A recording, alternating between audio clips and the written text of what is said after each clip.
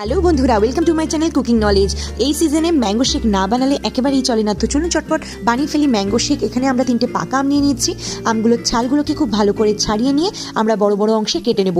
অন্যভাবে আপনাদের যদি আমের ছাল ছাড়াতে অসুবিধা হয় তাহলে একটা স্পুনের সাহায্যে আমের ভিতরের অংশটা জাস্ট এইভাবে বার করে নেবেন। এইভাবে বার করে নিলেও কিন্তু খুব ভালো মতোভাবে আমের অংশ বেরিয়ে আসে। আমের ছাল অত কষ্ট করে ছাড়াতে হয় না। তো এই দুইভাবেই দেখিয়ে দিলাম কীভাবে ছাড়াতে হবে। আমগুলোকে ছাড়িয়ে নিয়ে পরিমাণ মতো আম ব্লেন্ডারে দিয়ে দেবেন, সেটাকে একটা মিক্সিতে ভালো মতো পেস্ট বানিয়ে নেবেন। এরপর এর মধ্যে একটা ঘন দুধের মিশ্রণ দিয়ে দিতে হবে। আমরা এই দুধটা ভালোভাবে আগে জ্বালিয়ে নিয়েছিলাম। পুরো জিনিসটা খুব ভালো করে ব্লেন্ড করে নিলেই তৈরি হয়ে যাবে তাহলে ম্যাঙ্গো শেক। এর মধ্যে দিয়ে দেবে কিছু পরিমাণ বরফ ঠান্ডা করার জন্য আর কিছু পরিমাণ চিনি। এবার এটাকে আরেকবার ব্লেন্ড করে নিতে হবে, তাহলেই আমাদের জিনিসটা একটু মিষ্টি মিষ্টি আর ঠান্ডা ঠান্ডা হয়ে যাবে আর তৈরি হয়ে যাবে আমাদের আমের শরবত একেবারে পরিবেশনের জন্য। এই দেখুন কত সুন্দর ঘন আর থকথকে একটা ব্যাপার এসছে। এটা কিন্তু খেতে খুবই সুন্দর হয়। আমের উপর দিয়ে ছড়িয়ে একটা কাজু বাদাম দিয়ে পরিবেশন করুন। থ্যাঙ্কস।